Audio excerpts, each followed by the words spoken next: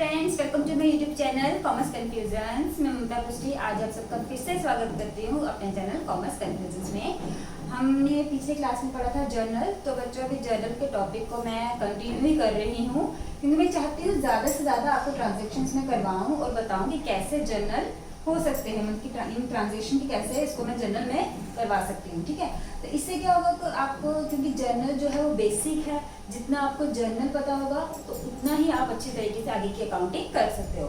ठीक है, तो पहले मैंने करवाई बिल्कुल सिंपल एंट्रीज, फिर उसके बाद मैंने कल करवाया था आपको कंपाउंड एंट्रीज। तो आज मैंने कुछ मिक्स एंट्री करके डाली हुई है। तो इसमें भी आपको ये भी समझना है कि ट्रांजैक्शन हमें क्या कहती है, फिर उसके बाद हमें समझना है कि किसको डेबिट करना है, किसको क्रेडिट करना है और एंट्री कैसे करनी है। ठीक है, तो कुछ ट्रांजैक्शंस मैंने ऐसे मैंने कहीं कहीं से उठा के क्वेश्चन से कुछ एक एक एंट्री जो मुझे लगा कि आपको करवानी चाहिए वो मैंने यहाँ पे क्वेश्चन में लिख के रखी है। ठीक है, तो आज ये हम करते हैं इसके। तो आपको रूल्स तो पता ही हैं सारे, जो मैंने गोल्डन रूल्स करवाए थे वो सबसे पहले आपको आपके माइंड में आना चाहिए। जैसे ही मैं जर्नल का नाम लूँ तो वो गोल्डन रूल्स आपके माइंड में होने चाहिए। ठीक है, तो बच्चों चलो स्टार्ट करते हैं आज की क्लास। इसने इस क्वेश्चन में क्या बोल रहा है, मिस्टर जय इज ए सोल प्रोप्राइटर। पहले वर्ड देखो वो क्या यूज कर रहा है, is a sole proprietor. Sole proprietor को प्रोप्राइटर तो हुआ ओनर, सोल हुआ अकेला। तो इसका मतलब जो बिजनेसमैन है वो अकेला, एक ही बिजनेसमैन है उसका। ठीक है, तो अपनी इसकी सपोज मेरी एक कंपनी है तो मैं अकेली उस इसकी बिजनेस की ओनर हूँ। ठीक है, वैसे कंपनी भी आती है, पार्टनरशिप भी आती है, तो वो सब कंसेप्ट आपको बाद में बिजनेस में मैं करवाऊंगी।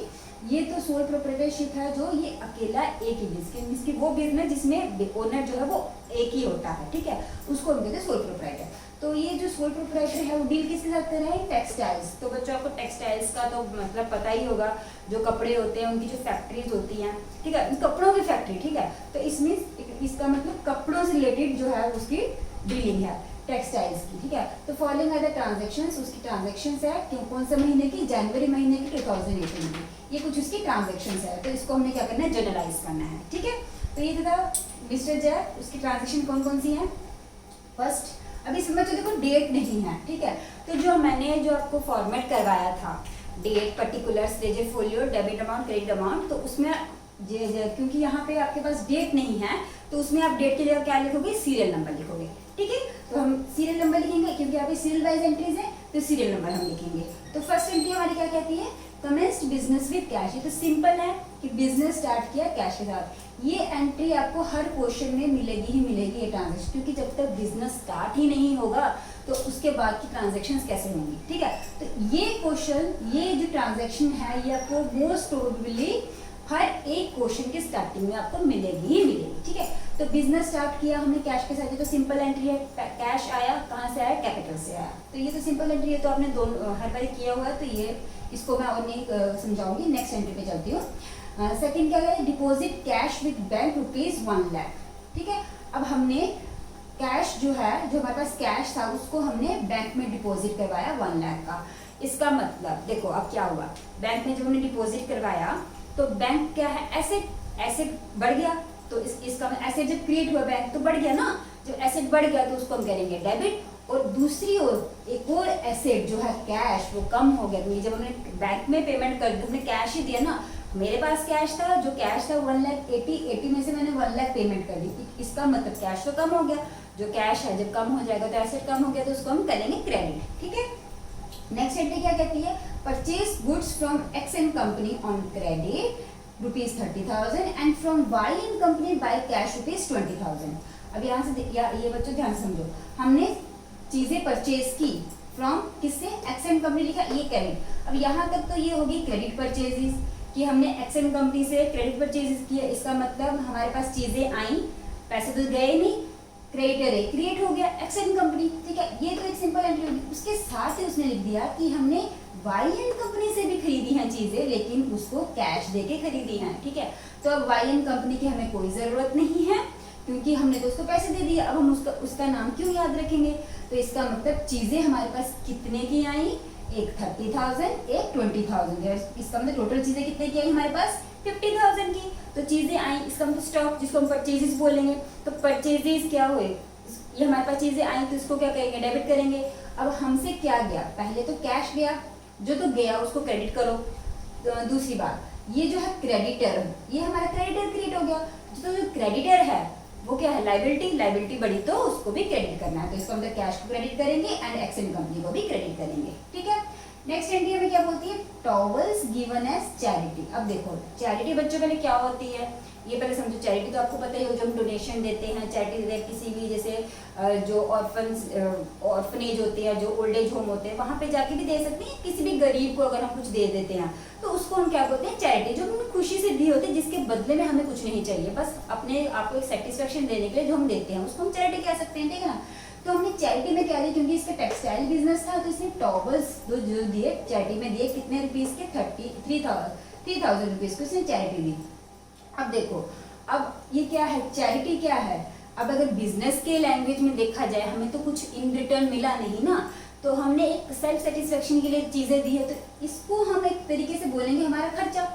बिजनेस की लैंग्वेज में, बिजनेस के में तो कोई इमोशंस नहीं होते, बिजनेस की लैंग्वेज में क्या हो गया, हमारा खर्चा, तो खर्चे को हम करेंगे डेबिट। और हमसे चीजें क्या गई, हमसे तो पैसे तो नहीं ना गए, हमसे टॉवल गए। तो टॉवल क्या है, क्योंकि इसका टेक्सटाइल का बिजनेस है, कपड़ों का बिजनेस, तो इसका मतलब टॉवल्स भी तो उसी टेक्सटाइल का ही पार्ट है ना, तो इसका मतलब इन चीजों से डील करता है। तो परचेजेस जो है वो हमसे चली गई, स्टॉक हमसे चला गया, इसका मतलब तो स्टॉक जो है हमसे चला गया, तो इसको स्टॉक को करेंगे या परचेजेस को करें हम क्रेडिट, और खर्चा जो है किसके लिए गया, चैरिटी के लिए गया, तो चैरिटी को हम करेंगे डेबिट, ठीक है। नेक्स्ट एंट्री क्या बोलती है, शर्ट्स टेकन ओवर बाय जय। अब जय कौन है, जय है ओनर, ठीक है। शर्ट्स टेकन ओवर बाय जय फॉर पर्सनल यूज। शर्ट्स, अब शर्ट्स भी उन चीजों की ही आगे जो जिससे वो डील करता है, टेक्सटाइल की एक पार्ट आ गया। तो शर्ट्स जो है कौन लेगा, जय लेगा फॉर पर्सनल यूज। तो पहले तो पर्सनल यूज क्या है, ड्राइंग्स, क्योंकि जय जो है वो ओनर है, ओनर ने अपने पर्सनल यूज के लिए लिया है, तो उसको हम बोलेंगे ड्राइंग्स, ठीक है। तो ड्राइंग्स को हम डेबिट करेंगे क्योंकि वो बिजनेस का खर्चा है। और कहाँ, और हमसे चीजें क्या गई, हमसे तो पैसा गया नहीं ना, हमसे तो शर्ट्स गए, शर्ट्स क्या है, गुड्स, गुड्स को हम परचेजेस भी बोलेंगे, ठीक है। तो हमसे परचेजेस चलेगी, तो परचेजेस को हम यहाँ क्या करेंगे, क्रेडिट, ठीक है। नेक्स्ट एंट्री क्या कहती है, saris distributed as free samples. अभी इसका मतलब देखो, फ्री सैंपल्स का मतलब क्या होता है पहले ये समझो।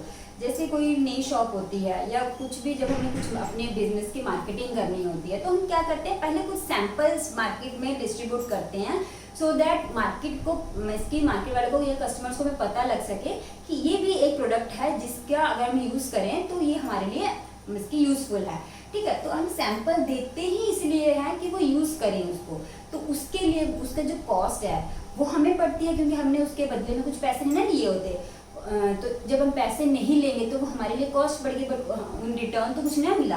रिटर्न उसके हमें फ्री सैंपल देने का फायदा क्या होता है, ये एक one type of sales promotion है हमारे लिए। हम अपनी सेल को बढ़ाने के लिए सैंपल दे रहे हैं, ठीक है। क्योंकि अगर हम सैंपल नहीं देंगे तो कैसे पता लगेगा कि ये प्रोडक्ट कैसे, कोई नया प्रोडक्ट अगर आया है, जब तक आप उसको नहीं, अगर हम आपको फ्री में नहीं देंगे, बिजनेसमैन अगर फ्री में नहीं देगा कस्टमर को, तो कस्टमर क्यों खरीदेगा। वो जो प्रोडक्ट पहले से यूज कर रहा होगा वो वही यूज करेगा, वो क्यों न्यू प्रोडक्ट में वो शिफ्ट होगा। अगर वो न्यू प्रोडक्ट वो फ्री में लेता है, फ्री में तो सभी चीजें ले लेते हैं ना, तो अगर फ्री में लेता है चीजें तो वो उसको यूज करेगा, अगर उसको पसंद आएगी तो वो खरीदेगा, अगर उसको नहीं पसंद आएगी तो वो नहीं खरीदेगा। वो डिपेंड करता है कस्टमर के ऊपर। लेकिन जो ओनर है उसने तो खर्चा किया ना, सेल्स प्रमोशन के लिए तो खर्चा किया ना। अगर उसने 10 कस्टमर को चीजें फ्री में दी हैं तो कम से कम 2 या 3 कस्टमर तो उसके पास आए ना। तो अगर वो सैंपल नहीं देता तो मे भी उसके पास कोई कस्टमर नहीं आते। तो ये देता ही इसलिए है कि सेल्स को प्रमोट करने के लिए। तो ये जो हुआ हमारा सेल प्रमोशन हुआ, तो sale promotion one type of हमारा खर्चा हुआ, ठीक है। तो सेल प्रमोशन में जो खर्चा है उसको तो हम डेबिट करेंगे, सेल्स प्रमोशन। लेकिन हमसे चीजें क्या गई, हमसे साड़ीज क्या है, टेक्सटाइल्स का ही पार्ट है, क्योंकि यहाँ पे कपड़ों का बिजनेस है तो कपड़ों में कुछ भी आ सकता है, तो वो सब कुछ परचेज है, सेल में ही जाएगा। अभी तो सेल तो हुई नहीं, इसका मतलब जो परचेजेस थी उसी को हम क्या करेंगे, परचेजेस हमारी कम होगी तो उसको हम क्या करेंगे, क्रेडिट करेंगे, ठीक है। आई थिंक ये भी आपको समझ में आ गई ये वाली एंट्री। नेक्स्ट एंट्री क्या कहती है, गुड्स। गुड्स में क्या लिखा है इसमें, टेबल क्लोथ्स। अब ये भी क्लोथ्स की बात कर रहा है तो ये भी टेक्सटाइल का एक पार्ट हो गया। Goods, table clothes used for office use. अब देखो ये क्या है, टेबल की वजह से हम चेयर के ऊपर हम क्या करते हैं, टॉवल्स वगैरह लगते हैं ना, क्लोथ्स रखते हैं कुछ भी, तो वो वाले क्लोथ्स आ गए, वो कपड़े। तो वो हमने क्या किए, जो टेक्सटाइल के जो हमने लाए थे किसके लिए, बेचने के लिए, या बनाए थे बेचने के लिए, चाहे हम लाए हैं चाहे बना रहे हैं कुछ भी करें, वो बेचने के लिए कर रहे हैं ना। तो जो बेचने के लिए हम लाए थे वो हमने किसके लिए यूज कर दिया, ऑफिस यूज के लिए यूज कर दिया। तो ऑफिस यूज के लिए यूज किया तो वो ऑफिस का खर्चा हो गया, ठीक है ना। ऑफिस के लिए जो यूज करेंगे वो ऑफिस का खर्चा होगा, तो उसको हम क्या बोलेंगे, ऑफिस एक्सपेंसेस। तो ऑफिस एक्सपेंसेस का मतलब खर्चा, तो खर्चे को हम करेंगे डेबिट, ऑफिस एक्सपेंसेस को हम करेंगे डेबिट। बदले में क्रेडिट किसको करेंगे, चीजों को हमने यूज किया ना, जो स्टॉक हमने बेचने के लिए रखा था उसी स्टॉक में से हमने चीजें लाके हमने बिजनेस में यूज किया, तो वो जो स्टॉक है वो कम हो गया। बिजनेस पर्पस के लिए देखा जाए तो जो स्टॉक हमने यूज कर लिया वो हम सेल नहीं कर सकते, इसका मतलब स्टॉक में जो वैल्यू थी वो कम हो जाएगी। तो जब कम होगी तो उसको हम करेंगे क्रेडिट, किसको, गुड्स लिख सकते हैं, अदरवाइज परचेज, क्योंकि हम हर जगह परचेज लिखते आ रहे हैं तो इसको भी हम परचेज ही लिखेंगे, ठीक है। नेक्स्ट एंट्री क्या कहती है, purchased goods from Z&N company on credit ₹40,000। हमने चीजें परचेज की किससे, Z&N कंपनी से ऑन क्रेडिट। तो सिंपल एंट्री है जस्ट कि Z&N कंपनी से हमने परचेजेस की क्रेडिट में, यहाँ पे तो उन्होंने लिख दिया है कि क्रेडिट है, तो इसका मतलब Z&N कंपनी कौन होगी, हमारे क्रेडिटर्स। तो परचेजेस की सबसे पहले तो हमने परचेजेस डेबिट होंगे और क्रेडिटर को हम क्रेडिट करेंगे, ठीक है, Z&N कंपनी को हम क्रेडिट करेंगे। नेक्स्ट एंट्री क्या कहती है, ये वाली एंट्री ध्यान से समझो। Accepted bill drawn by Z&N company ₹20,000। मैंने आपको अपनी पिछली क्लास में जब टर्म्स करवाई थी तो उसमें मैंने कुछ बताया था, जो बिल ऑफ एक्सचेंज बताया था ना मैंने आपको, bill of exchange, bill payable, bill receivable, ये टर्म्स मैंने उसमें यूज की थी, वो अब यहाँ पे आई हैं। तो नहीं, अब अगर आपको वहाँ पे नहीं समझ में आया तो इसको थोड़ा ध्यान से समझो। देखो ये क्या है, जैसे कि एक कंसेप्ट है, A is a seller, B is a buyer, ठीक है। B गया A के पास गया, उसको बोला कि मुझे चीजें दो, सपोज 10,000 रुपीज की, लेकिन A ने तो दे दी, B ने बोला मेरे पास कैश नहीं है। तो A बोलता मैं क्यों चीजें दूं, मैं तो तुझे जानता ही नहीं। तो B बोलता कि ठीक है, मेरे को चीजें, आप एक काम करो, एक बिल में बना देता हूँ जिसमें मैं अपने साइन कर देता हूँ, ठीक है। इस बिल में मैं क्या लिखता हूँ, एक नोट है जिसको हम बोलेंगे बिल, ठीक है। उस नोट में मैं क्या लिखता हूँ कि मैं मिस्टर बी आपको 1 मंथ या 2 मंथ के बाद ये जो मैंने चीजें ली हैं इसकी जो वैल्यू है वो वैल्यू मैं आपको 1 और 2 मंथ के बाद आपको दे दूंगा। तो इसका मतलब ये क्या है, प्रूफ है गया ना कि बी ने उसको एक बिल, या फिर इसको बोलते हैं एक इसको हम बोल सकते हैं क्या, इस बिल पेबल या बिल रिसीवेबल, इसको एक इस टाइम के होता है, ठीक है। कागज है जिसमें हमने साइन के दे दिया तो हमने एक वन टाइप का एक एग्रीमेंट बन गया हमारे पास, कि एग्रीमेंट में क्या लिखा है कि बी ने ए से चीजें ली हैं, तो बी जो है उसको कुछ पीरियड के बाद 1, 2 और 3 मंथ्स जो भी बी ने लिखा होगा, तो उन दिनों के बाद उस पीरियड के बाद उसको पेमेंट कर देगा। तो ये क्या रह गया, प्रूफ रह गया किसके पास, ए के पास भी प्रूफ रह गया, और ए के पास जो गया साइन होती है, ए के पास क्या बन गया, बिल रिसीवेबल। क्यों, क्योंकि उसने रिसीव करना है, उसको मिलेंगे पैसे। और जब बी के पास, क्योंकि दोनों पार्टी के पास रहेंगे ना, ये जो डॉक्यूमेंट है दोनों पार्टी के पास रहेंगे, तो अब ये बी के पास जो रहा वो हो गया बिल पेबल। क्यों, क्योंकि बी ने पे करना है और ए ने रिसीव करना है, ठीक है। तो ए के लिए ये बन गया एसेट, बी के लिए ये बन गई लायबिलिटी। क्यों, क्योंकि ये इसके फ्यूचर में लिक्विडिटी के काम आएगी, कैश में इसको मिल जाएगा, तो ये इसका क्या हो गया, एसेट। क्योंकि ये फ्यूचर में पे करेगा तो उसके लिए होगी लायबिलिटी, ठीक है। तो आई थिंक बिल का कंसेप्ट को समझ में आ गया होगा, ठीक है। तो अब हम, तो इसमें यही बोल रहा है कि क्या, कि बिल ने, Z&N कंपनी ने एक बिल दिया, ठीक है, कितने का, 20,000 रुपीज का, उसके ऊपर क्रेडिट कितना था, 40,000 रुपीज का। हमने उसको पैसे कितने देने थे, 40,000 रुपीज के।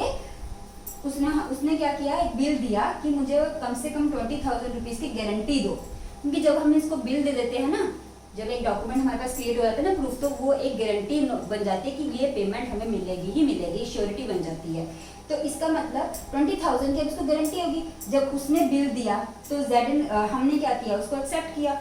हम क्या लिखते हैं, एक्सेप्टेड किया ना हमने, एक्सेप्टेड बिल ड्रॉन। जो किसने किया था, Z&N कंपनी हमारे क्रेडिटर था। उसने जब बिल बनाया कि मुझे ये बिल दे, मुझे पैसे दोगे 20,000, जितने का भी है वो तो यहाँ पे लिखा नहीं है, बट बनाया ना, बिल तो बन गया, इसका मतलब बिल बन गया। इसका मतलब ये बिल, इसके लिए क्या है, Z&N कंपनी के लिए क्या है, बिल रिसीवेबल, हमारे लिए क्या है, बिल पेबल। क्यों, क्योंकि वैसे भी हमने क्रेडिटर को पेमेंट करनी थी, और जब हमारे पास बिल आ गया तो बिल के नाम पे हमने उसको पेमेंट करनी थी। बस डिफरेंस क्या है, जो क्रेडिटर था, अब क्रेडिटर का नाम कट के वहां पे क्या आ जाएगा, बिल पेबल। जो क्रेडिटर थे हमारे पास 40,000 के, वो अब कट के रह जाएंगे रिमेनिंग 20,000। क्यों? क्योंकि बिल पेबल हो गया 20,000 का, बाकी रिमेनिंग क्या 20,000 वो होंगे क्रेडिटर। क्रेडिटर रहेगी 20,000, बिल पेबल नाम एक और आ गया लाइबिलिटी की जगह, उसका क्या नाम, वो कितने अमाउंट का 20,000, बस नाम चेंज हुआ बस, लेकिन उसका जो कंसेप्ट है कि हमें देने हैं पैसे वो वही रहा। बस मतलब ये है, सिर्फ इसका यही पर्पस है बनाने का कि इससे क्या है, श्योरिटी होगी। बिल जो है, बिल ऑफ एक्सचेंज जो है एक श्योरिटी बन जाती है कि कल को हमें पेमेंट मिल जाएगी या हम पेमेंट करेंगे, क्योंकि हम बाइंड हो जाते हैं, टाइप ऑफ एग्रीमेंट हमारे अंदर बन जाता है, क्योंकि मैंने भी साइन किया है, दोनों बोथ पार्टीज ने जो है वो साइन किया होता है। ठीक है, जब दोनों पार्टीज ने साइन किया है तो वन टाइप ऑफ एग्रीमेंट हो गया। तो जो एग्रीमेंट को तो अब हम इसको एज एविडेंस प्रूव कर सकते हैं। अगर कल को मैं पैसे नहीं देती जेडन कंपनी को, या जय जो है पैसे नहीं देता जेडन कंपनी को, तो इस कंपनी जेडन कंपनी स्यू कर सकता है। ठीक है, तो ये वन टाइप ऑफ श्योरिटी बन जाती है। तो इसका मतलब इस एंट्री में क्या हुआ, हमारे पास एक बिल आया जिसको हमने पे करना है, तो वो हमारे लिए क्या बनी, लाइबिलिटी। तो लाइबिलिटी बढ़ गई, जब लाइबिलिटी बढ़ गई तो उसको हम करेंगे क्या, क्रेडिट। और दूसरी तरफ जो क्रेडिटर था जेडन कंपनी को कम हो गया ना, बिल पेबल बन गया, बस नाम चेंज हुआ कि क्रेडिटर को अब हम बिल पेबल का नाम दे देंगे। ठीक है, तो क्रेडिटर कम हो गए, क्रेडिटर जब कम हो जाएंगे, लाइबिलिटी कम होगी, उसको करेंगे क्रेडिट और सॉरी डेबिट, और जब लाइबिलिटी बढ़ जाएगी बिल पेबल के नाम पे उसको हम करेंगे क्रेडिट। ठीक है, एंट्री करेंगे तो तब आपको अच्छे से समझ में आ जाएगा। नेक्स्ट की एंट्री क्या बोलती है, next transaction, sold goods to D N company on credit. यहाँ पे भी सिंपल एंट्री है ये कि हमने चीजें बेची, किसको, डी एंड कंपनी को हमने चीजें बेची क्रेडिट पे। ये सिंपल एंट्री है, क्रेडिट सेल हुई है। ठीक है, डी एंड कंपनी हमारी बन गई डेटर, और हमने चीजें बेची हैं, तो टू सेल्स अकाउंट, सेल्स को हम क्रेडिट करेंगे। ये एंट्री तो सिंपल है। इसके बाद वाली एंट्री ध्यान से देखो, received cheque from D and company, क्योंकि डी एंड कंपनी हमारा डेटर था तो उससे हमको पैसे मिलने थे। ठीक है, तो मिले, क्या मिला, चेक मिला, हमें चेक मिला from D and company in full settlement. और फुल सेटलमेंट का मतलब क्या है, देखो पहले, in full settlement and deposit the bank in deposit the same in bank rupees 9,000, यहाँ पे लिख दिया है उसने। डी एंड कंपनी जो था उसने हमको कितने देने थे, 10,000। अभी वो कह रहा है कि डी एंड कंपनी ने फुल सेटलमेंट कर दिया, मींस कि अब उसका कोई लेना, अब उसको कोई भी बाकी नहीं है। ठीक है, अब उसकी कोई भी पेमेंट बाकी नहीं है। तो कोई भी पेमेंट बाकी नहीं, तो पहले हमें पता तो लगे उसने कितनी पेमेंट की है। हमने जो बैंक में जितना हमें मिला उतना हमने बैंक में डिपॉजिट किया, लिखा है डिपॉजिट सेम। इसका जितना हमें मिला, जितना हमें डी एंड कंपनी ने दिया, हमने उतना ही लेके डिपॉजिट किया बैंक में। तो इसका मतलब कितना डिपॉजिट किया हमने बैंक में, 9,000। इसका मतलब डी एंड कंपनी ने हमें 9,000 दिया, डी एंड कंपनी ने 1,000 की चीजें ली और बदले में हमें क्या दिया, 9,000 रुपीज दिया, और लिख भी दिया कि फुल सेटलमेंट। इसका मतलब 1,000 का जो डिफरेंस है वो हमारा क्या हो गया, डिस्काउंट। हमने उसको क्या दे दिया, डिस्काउंट। फुल सेटलमेंट हो गया ना, अब वो हमें पैसे नहीं देगा, तो इसका मतलब हमारा क्या हो गया, वन टाइप ऑफ लॉस हो गया। तो हम ये भी बोल सकते हैं कि उसको हमने डिस्काउंट में दे दिया, जो 1,000 है उसको हमने पैसे कम कर दिया, उसको डिस्काउंट कर दिया 1,000 रुपीज का। तो डिस्काउंट हमने दिया, जब हमने दिया तो हमारे लिए क्या बना, खर्चा या लॉस, तो उसको हम क्या करेंगे, डेबिट। ठीक है, और हमारे पास बैंक आया, क्योंकि चेक है, चेक को हमने बैंक में डिपॉजिट करवाया, तो बैंक के नाम से हमारा एसेट क्रिएट हुआ, तो वो कितना आया, 9,000 रुपीज का। और क्रेडिट में क्या होगा, डी एंड कंपनी जो डेटर थे हमारे वो कम हो जाएंगे, क्योंकि हमने पेमेंट, उसने हमें पेमेंट कर दी, तो अब वो क्या हो गए, डेटर हमारे कम होंगे, तो उसको हम क्या करेंगे, हम उसको क्रेडिट करेंगे। ठीक है, नेक्स्ट एंट्री क्या कहती है, बिल्डिंग परचेज्ड फ्रॉम के एंड कंपनी। हमने बिल्डिंग परचेज की के एंड कंपनी से फॉर ₹1 लाख। बिल्डिंग की कॉस्ट है 1 लाख रुपीज। ठीक है, and advance of ₹20,000 is given in cash. Building की जो कॉस्ट है वो है 1 लाख रुपीज। ठीक है, लेकिन हमने उसको कितनी पेमेंट की है, सिर्फ 20,000 रुपीज। इसका मतलब 80,000 तो अभी हमने उसको देने हैं ना, तो जो देना है वो हमारी क्या बन गई, लाइबिलिटी। तो के एंड कंपनी हमारा क्या बन गया, क्रेडिटर। कितने का, 80,000 का। क्यों, क्योंकि 20,000 तो हमने पेमेंट कर दी है। तो 1 लाख का टोटल कॉस्ट थी, वैल्यू थी 1 लाख की टोटल, उसमें से हमने 20,000 पेमेंट कर दी ना, तो के एंड कंपनी अब हमारे क्रेडिट कितने अमाउंट का रहेगा, 80,000 का। ठीक है, तो ये क्रेडिटर है, क्रेडिट जाएगा क्रेडिट में, बिल्डिंग एसेट है, एसेट होगा डेबिट में, बाकी जो ये जो हमने कैश पेमेंट की है ना, जो पेमेंट की है तो कैश कम हो जाएगा, ये जाएगा हमारा क्रेडिट में। ठीक है, नेक्स्ट एंट्री क्या कहती है, sold goods to L on credit. अब हमने ये भी सिंपल एंट्री है, हमने चीजें बेची किसको, एल को, क्रेडिट पे, तो सीधा सिंपल सॉरी क्या बोलते हैं इसको, क्रेडिट सेल्स किया हमने। एल एल हमारा क्या हो गया, डेटर, डेटर, तो डेटर को हम करेंगे डेबिट, चीजें चली गई, सेल्स को हम करेंगे क्रेडिट। ठीक है, ये तो सिंपल एंट्री। नेक्स्ट एंट्री क्या कहती है, इसको ध्यान से सुनो, L become insolvent.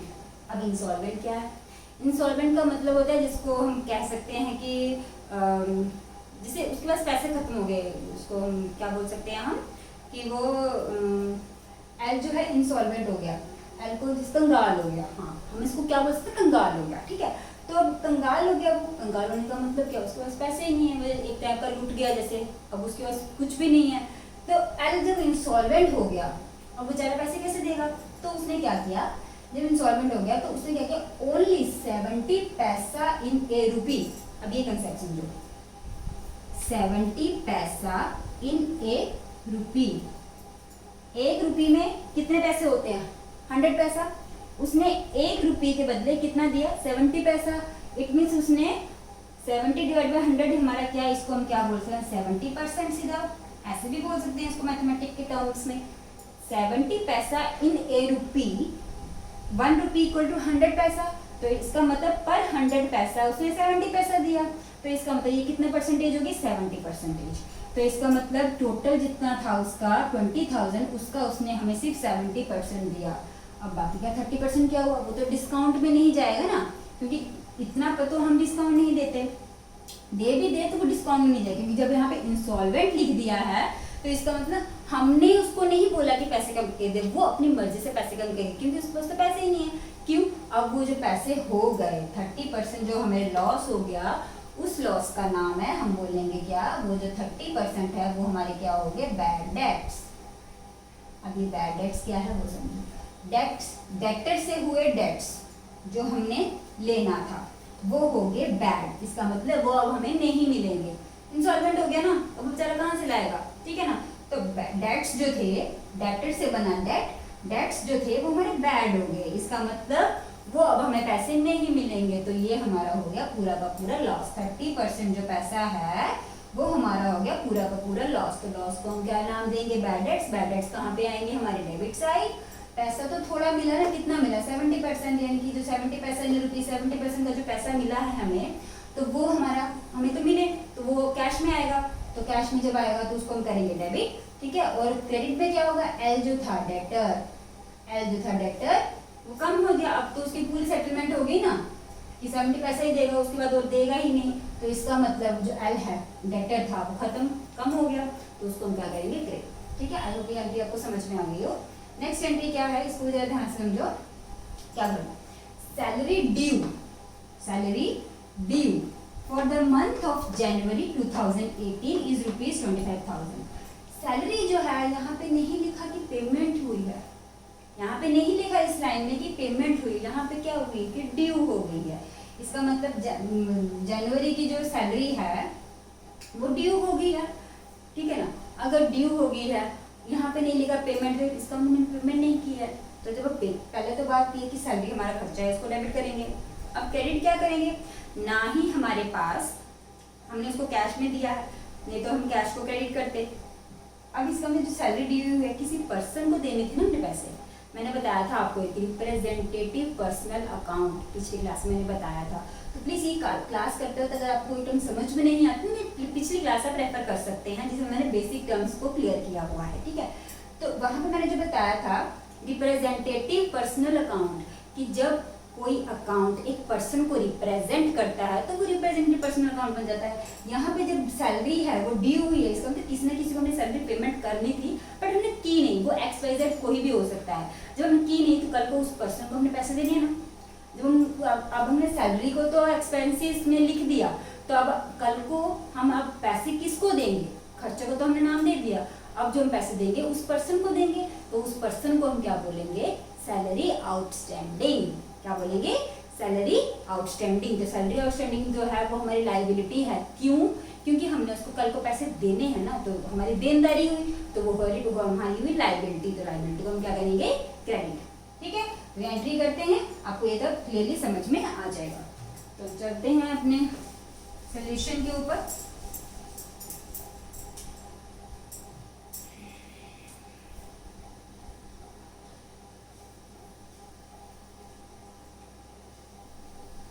Journal entries of mister जय, ठीक है। Serial number, particulars, ledger folio, debit amount and credit amount. Serial number, particulars,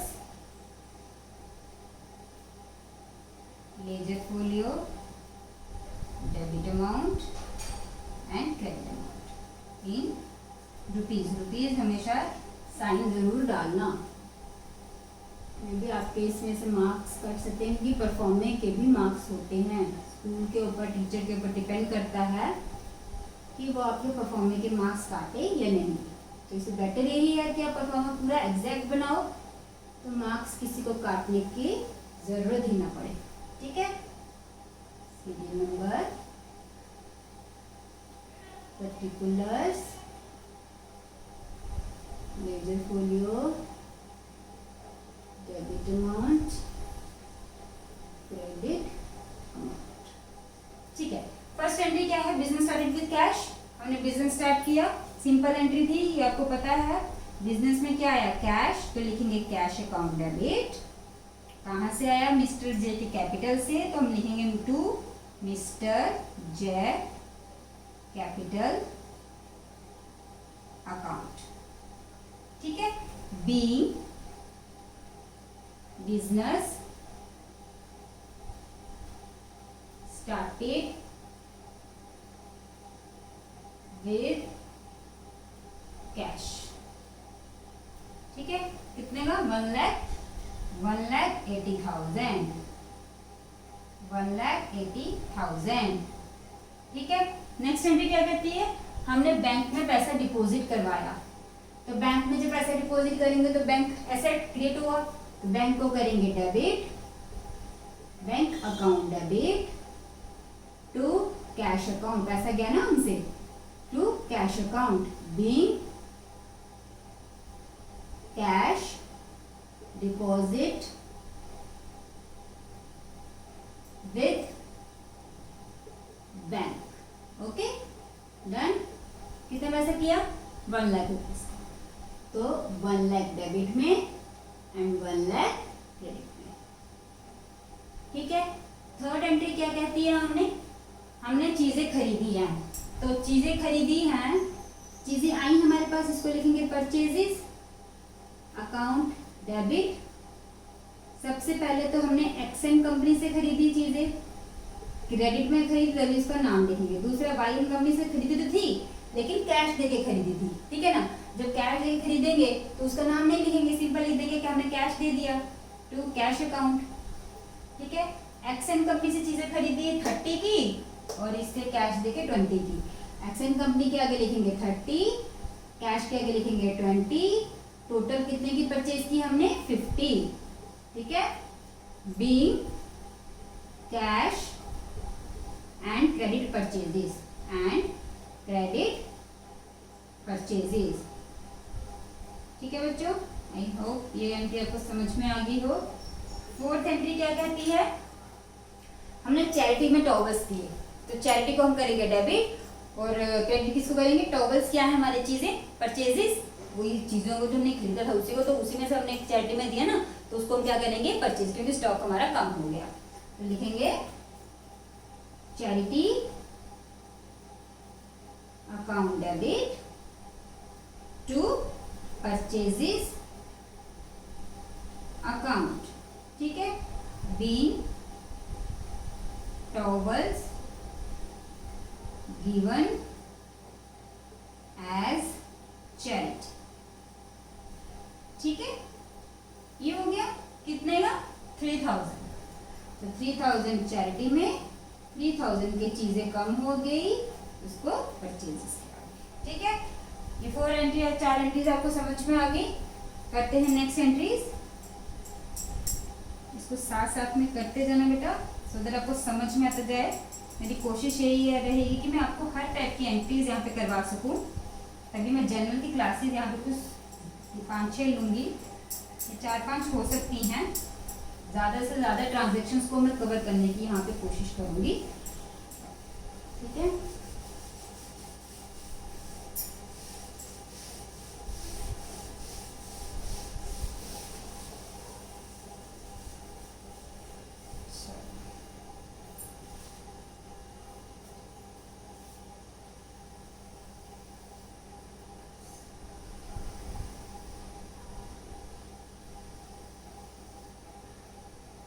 okay, next entry क्या कहती है हमारी फिफ्थ एंट्री। टॉवल्स का हो गया था। फिफ्थ एंट्री शर्ट ली किसने, जय ले गया फॉर पर्सनल यूज। जय कौन था, ओनर। पर्सनल यूज हो गया हमारा ड्राइंग्स। तो ड्राइंग हमारा क्या हो गया, खर्चा। फिफ्थ एंट्री हमारी आ जाएगी क्या, ड्राइंग्स, क्योंकि ड्राइंग्स जो है बिजनेस का खर्चा है तो लिखेंगे drawings account debit to.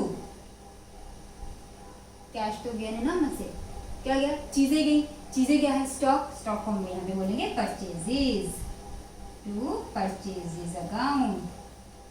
B shirts taken over by Jay, taken over by Jay और पर्सनल यूज। जो पर्सनल यूज के लिए जाएगी वो चीजें क्या हो जाएंगी हमारी, ड्राइंग्स। कितने की, 12,000। तो यहाँ पे लिखेंगे ड्राइंग्स कितने की हो गई, 12,000, ठीक है। नेक्स्ट एंट्री क्या कहती है, सिक्स्थ एंट्री। साड़ी दी हमने as a free sample. Free sample में मैंने क्या बताया था आपको, सेल्स प्रमोशन का खर्चा है ये हमारा। तो जो खर्चे का नाम है हमारे पास सेल्स प्रमोशन, तो लिखेंगे यहाँ पे sales promotion account debit, sales promotion account debit to. चीजें गई हैं तो इसका मतलब परचेजेस टू परचेजेस। सेल्स नहीं लिखेंगे बच्चों, क्योंकि सेल्स में हमारे पास पैसे आते हैं। तो ये तो जो चैरिटी हमने जो फ्री सैंपल दिया उसमें तो पैसे नहीं ना आएंगे, बस चीजें कम हुई है तो चीजों को हम क्या कर देंगे, क्रेडिट कर देंगे। सो दैट उसके उतने वैल्यू की चीजें हमसे क्या हो जाएंगी, कम हो जाएंगी। तो लिखेंगे being saris distributed as free samples। Okay, यही लिखा है वहां, यही लिख सकते हो आप, कोई चेंजेस लाने की जरूरत नहीं है। कितने की, 3,000, ठीक है बच्चों। नेक्स्ट क्या है, हमने टेबल क्लॉथ्स यूज किया ऑफिस के लिए। ऑफिस के लिए उसका ऑफिस एक्सपेंसेस बन गया, खर्चा बन गया, तो अब लिखेंगे office expenses to purchases. Simple. 7 office expenses account debit to purchases account, ठीक है।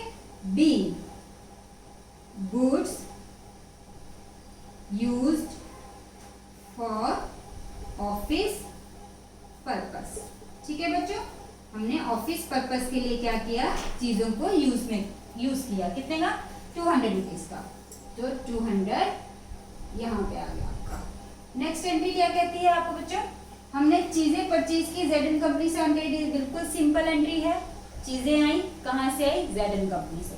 तो सिंपल लिखेंगे purchases account debit, purchases account debit to ZN company, yes ZN company account. Be credit purchases, credit purchases की हमने, ठीक है। कितने की, 40,000, ठीक है बच्चों। नेक्स्ट एंट्री रब कर लेते हैं। एंट्रीज को ज्यादा ही एक क्वेश्चन में डालती हूँ ताकि मैं ज्यादा से ज्यादा आपको ट्रांजैक्शन समझा सकूं, इसलिए क्वेश्चंस थोड़े से लेंदी होंगे। ऐसे नहीं आएंगे आपको एग्जाम में, इतनी एंट्रीज नहीं आएंगी, ज्यादा से ज्यादा मैक्स टू मैक्स 7-8 एंट्रीज आ सकती हैं।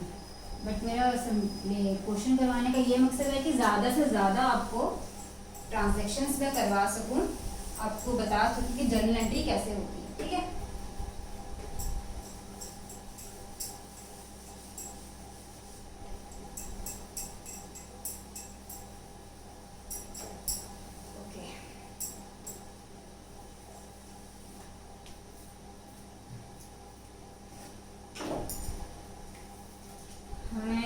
एक्सेप्ट किया था बच्चों, 8th एंट्री तो किया था, 9th एंट्री हम करेंगे। अब 9th एंट्री क्या करें हमने, बिल जो है बिल हमने एक्सेप्ट किया। तो इसका मतलब एक्सेप्ट किया कि जेड कंपनी हमारा कौन था, क्रेडिटर कम हो जाएंगे, बिल पेबल बढ़ जाएंगे। अब इसको कैसे लिखेंगे, जेड कंपनी जब कम होंगे तो Z and company account debit कम हो जाएगी ना, लाइबिलिटी कम होगी तो इसको करेंगे डेबिट। वहां पे एक और लाइबिलिटी हमारी क्रिएट होगी जिसको हम बोलेंगे बिल पेबल। बताया था मैंने आपको क्वेश्चन में, बिल पेबल। तो ये हमारी एक और लाइबिलिटी, कुछ नहीं है, बस नाम चेंज हो गया, क्रेडिट की जगह वो हो गया बिल पेबल, और कुछ नहीं है। ठीक है, तो कितने का, 20,000 का, 20,000।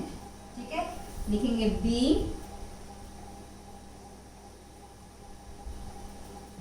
creditors reduced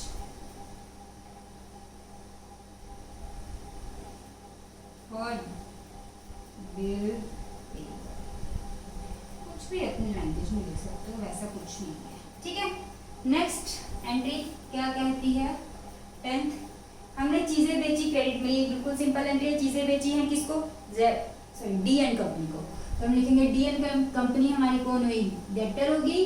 D and company account debit to sales account, चीजें बेची हमने तो टू सेल्स लिखेंगे। ठीक है, तो being credit sales, being credit sales. ठीक है, कितने की चीजें बेची हमने, 10,000 रुपीज, तो क्रेडिट में 10,000 एंड डेबिट में भी 10,000। ठीक है, नेक्स्ट एंट्री क्या बोलती है हमें, हमने चेक रिसीव किया है किससे, डीएन कंपनी से, फुल सेटलमेंट में। इसका मतलब पैसे हमारे पास आए किस शेप में, बैंक के शेप में।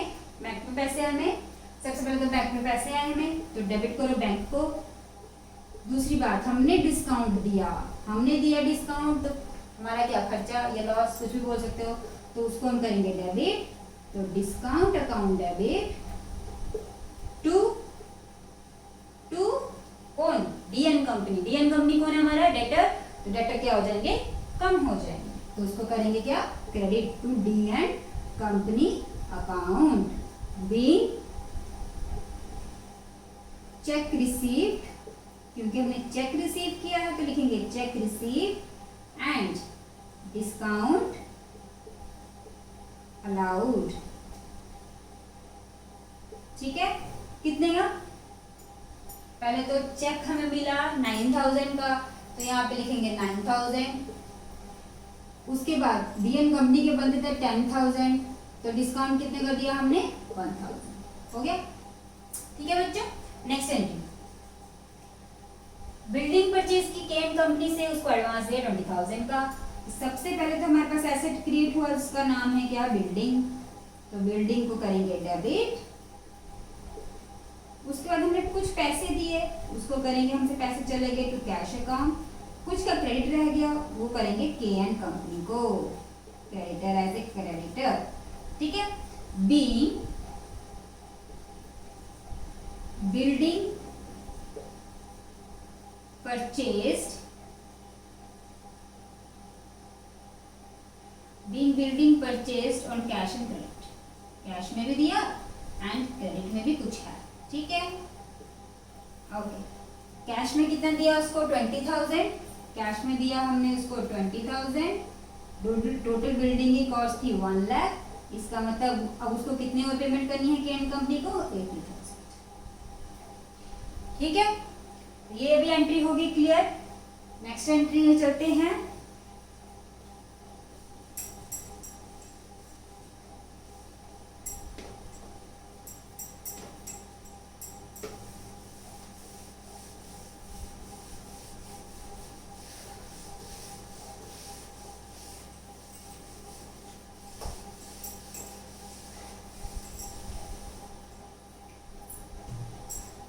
ओके, तो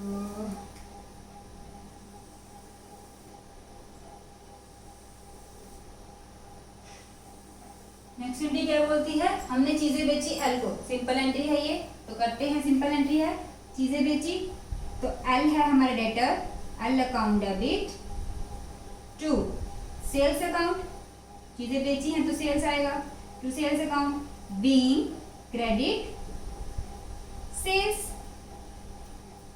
बीइंग क्रेडिट सेल्स कितने की 20,000, ठीक है। ओके, नेक्स्ट एंट्री क्या बोलती है, एल बिकम इंसॉल्वेंट, एल क्या हो गया, कंगाल हो गया, कंगाल हो गया तो उसने 70 पैसा, मैंने बताया था 70 पैसा इन रुपये, इसका मतलब क्या है 70% उसकी पेमेंट आई है। तो हम लिखेंगे 14 एंट्री में हमारे पास पेमेंट आई है जिसको हम बोलेंगे कैश, उसके साथ हमें लॉस हो गया जो 30% का हमने बताया था, अगर 70% पेमेंट आई तो इसका मतलब 30% क्या हो गया हमें लॉस, तो उस लॉस का नाम क्या है बैड डेट, खर्चा सॉरी लॉस, तो लॉस को हम क्या करेंगे debit, bad debts account debit to, जो डेटर था एल वो कम हो गया तो उसको करेंगे क्रेडिट, ठीक है। बीइंग कैश रिसीव्ड एज 70 पैसा in a rupee and remaining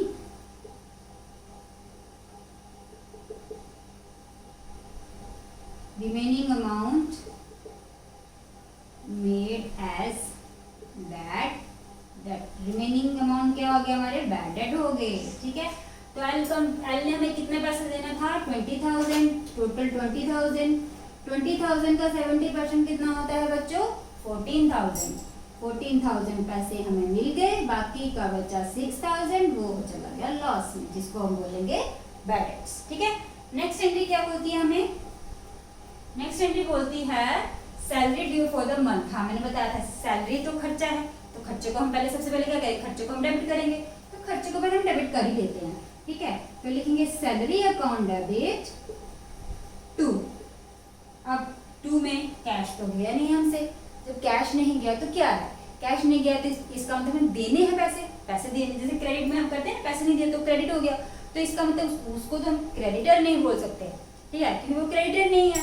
अब उसको क्या बोलेंगे हम, जिस नाम से हमने ड्यू रखी है उसी नाम का आउटस्टैंडिंग, तो इसका मतलब क्या लिखेंगे सैलरी आउटस्टैंडिंग, इस लायबिलिटी का नाम क्या है सैलरी आउटस्टैंडिंग, इसको ये है हमारा रिप्रेजेंटेटिव पर्सनल अकाउंट, ठीक है। मेरे यहाँ पे आ गया, आप अच्छे से लिखना है इसको, being salary due for the month of January 2018, ठीक है बच्चों। तो कितने 25,000 की सैलरी बनती थी जो हमने नहीं दी, ड्यू होके रही, तो फ्यूचर में हम उसको देंगे, इसका मतलब लायबिलिटी क्रिएट हुई इसलिए हमने उसको क्रेडिट किया, ठीक है। आई होप ये एंट्री जो थी मैंने कुछ चुन चुन के बुलाई थी इसमें, तो आपको समझ में आई होंगी। मैं और भी एंट्रीज इसमें करवाऊंगी, मैं इसकी कुछ ज़्यादा क्लासेस लूंगी, जनरल में ज़्यादा लेक्चर्स रखूंगी ताकि आपको जर्नल क्लियरली समझ में आ सके, ठीक है। क्योंकि एंट्रीज बड़ी टाइप्स की होंगी ना आपको, तो कभी कभी ऐसे लिखा भी होता है तो उसको समझना भी आपको बड़ा ज़रूरी होता है, ट्रिकी वर्ड्स में भी लिखा होता है, तो वो भी उस टाइप की भी मैं एंट्रीज यहाँ पे करवाऊंगी, ठीक है। तो बच्चों आपको अगर कुछ भी प्रॉब्लम है, कुछ भी डाउट है तो कमेंट में ज़रूर लिखिएगा, ज़रूर बताइएगा, और लाइक एंड सब्सक्राइब जरूर कर देगा अगर वीडियो को पसंद आया हो। अगर किसी बच्चे को बहुत ज़रूरी चाहिए जो न्यू क्लासेस नहीं मिल पा रही हैं तो प्लीज़ उनको शेयर ज़रूर करिएगा, ठीक है बच्चों। Thank you for watching me.